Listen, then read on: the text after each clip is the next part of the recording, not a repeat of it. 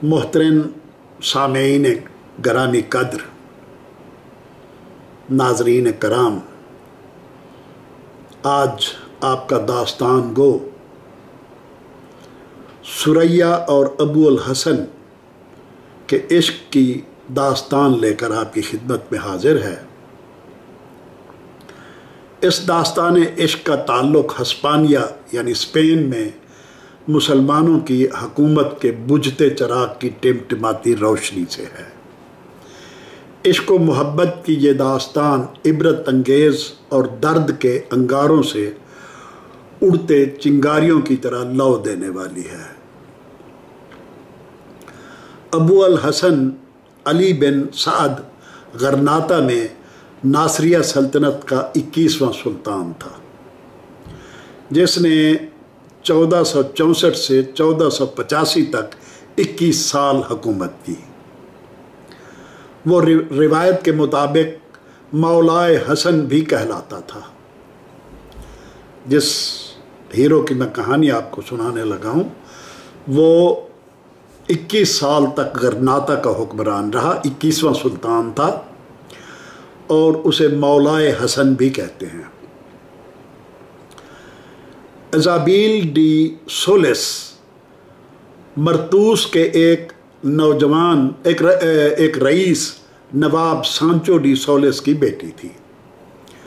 नवाब कैस्टाइल यानी स्पेन का शहरी था और मरतूस ईसाई स्पेन और मुस्लिम सल्तनत की सरहद पर एक स्पेनी शहर था, जो गरनाता से 118 और कुर्तबा से 100 और मैड्रिड से 350 किलोमीटर दूर है। अज़ाबील के बाप सांचो की एक दूसरी बीवी अरलाजा थी, जो मराकश की बर्बर औरत थी, जिसकी वजह से वो अज़ाबील से नालां रहता था। अज़ाबील की दोशीज़गी के ज़माने में गरनाता के हुक्मरान सुल्तान अबू अल हसन के भाई शहज़ादा अबू अब्दुल्ला मोहम्मद अल ज़ागिल ने 1471 में मरतूस पर हमला किया और एक चर्च से अज़ाबील को पकड़ लाया, जो वहाँ की खानकाह में तालीम और हिफाजत के लिए रहती थी। अज़ाबील बेइंतहा खूबसूरत, हसीन और दिलकश लड़की थी और एक नौजवान पेड्रो की मंगेतर थी। ज़ागुल ने सांचू से अज़ाबील को रिहा करने के लिए तावान मांगा, जो उसने देने से साफ इनकार कर दिया। ज़ागुल उसे अल हमरा पैलेस गरनाता लाया और सबसे पहले उसने उसे अपने भाई और सुल्तान अबू अल हसन के सामने पेश किया, जिसने उसे मुनासिब दाम देकर बतौर कनीज़ ख़रीद लिया और उसे अपनी बीवी आयशा की मुसाहिबत में पेश कर दिया। उस वक्त अज़ाबील की उम्र 17 साल थी और वह सुनहरे बालों और नीली आंखों वाली कुमारी दोशीज़ा थी। आते जाते जब सुल्तान की नज़र उसकी नौखेज़ जवानी पर पड़ती तो वो दिल मसल कर रह जाता, मगर वो अपनी जाबिर और काहिर बीवी आयशा से बहुत डरता था। सुल्तान आखिर खौफ पर मोहब्बत गालिब आ गई और सुल्तान ने अज़ाबील से शादी कर ली। वो इस्लाम ले आई और अपने लिए सुरैया या हस्पानवी ज़बान में ज़ोराया का नाम पसंद किया। ज़ोराया यानी उसको सुरैया भी कहते हैं, ज़ोराया भी कहते हैं। ज़ोराया से या सुरैया से सुल्तान के 2 बेटे पैदा हुए, जिनके नाम नसर और साद रखे गए। सुल्तान उनसे अपने बड़े बेटे बुआब दिल, जो आयशा के वतन से था और सुल्तान का जानशीन नामजद हो चुका था, की निस्बत ज़्यादा प्यार करने लग गया। यानी सुल्तान अबू अल हसन नसर और साद से, जो सुरैया के वतन से पैदा हुए, उनसे ज़्यादा प्यार करता था बनिस्बत अपने बड़े बेटे के, जिसका नाम बुआब दिल था और जो उसकी पहली बीवी आयशा के वतन से था। और वो सुल्तान का जानशीन यानी अगला बादशाह भी नामजद हो चुका था। हत्ता कि आयशा और बुआब दिल को ये खदशा पैदा हो गया कि सुल्तान कहीं अपनी वसीयत और जानशीनी तब्दील न कर दे, इसलिए उनकी मुखालफत और बुग़्ज़ व अनाद में इजाफ़ा हो गया। सुरैया की मौजूदगी और बढ़ता हुआ असर व रसूख عمرا اور مسلمانوں کے زعماء و علماء کو بری طرح کھٹکنے لگا، لہٰذا الحمرہ میں دو گروپ بن گئے۔ ایک طرف عائشہ، بوابدل اور ان کے خیر خواہ عمرا و درباری مسلم اشرافیہ اور ملٹری کمانڈر تھے، اور دوسری طرف خود سلطان، ثریا اور کئی خوشامدی عمرا و نواب۔ زیادہ تر لوگ ثریا سے یوں بھی خار کھاتے تھے کہ وہ نو مسلم اور ہسپانوی خون تھا، جبکہ عائشہ سید زادی اور بی بی فاطمہ کی اولاد میں سے تھی، اور کئی شہزادوں اور شہزادیوں کی خالہ، پھپھی، ممانی، چاچی وغیرہ تھی۔ یعنی اس وقت الحمرہ میں ثریا سے زیادہ عائشہ کا اثر و رسوخ تھا۔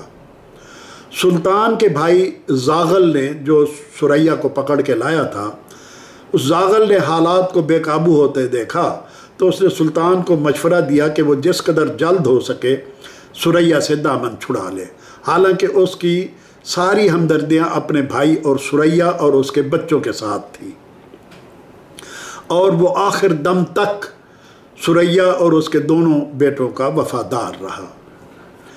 قرطبہ اور غرناطہ کا قاہر اور زبردست سلطان ابو الحسن، جس کے حملوں اور پیش قدمیوں سے عیسائی حکمران خوفزدہ رہتے تھے، اب ایک عورت کے عشق میں پاگل ہو کر اپنی سلطنت اور زندگی داؤ پر لگا کر بیٹھا تھا۔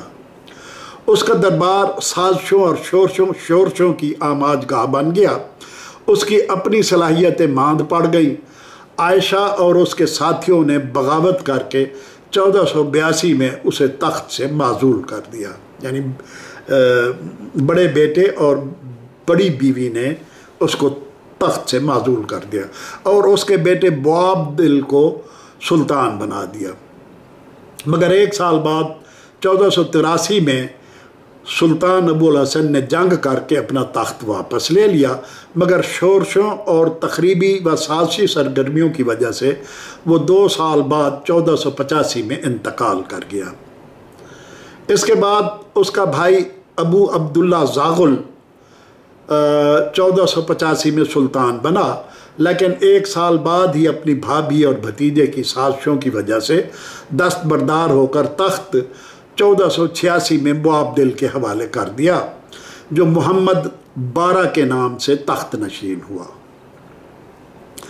جب 1492 میں اس نے الحمرہ پیلس بادشاہ فرڈینینڈ اور ملکہ ازابیلا کے حوالے کیا تو زاغل نے بہت احتجاج کیا اور فوجی امداد حاصل کرنے کے لیے مراکش گیا زاغل، جہاں 1494 میں اسے فیض کے حکمران نے بوابدل کے کہنے پر گرفتار کر کے اندھا کر دیا۔